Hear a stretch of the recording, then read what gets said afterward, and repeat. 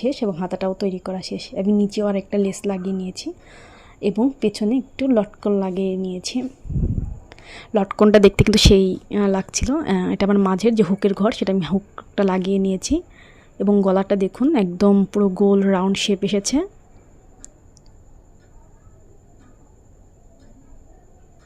এবার এটা পেছনের অংশ, পেছনের রাউন্ডটা এবং এই তো লটকনের নিচে একটু কুচি দিয়ে আমি ডিজাইন করে নিয়েছি।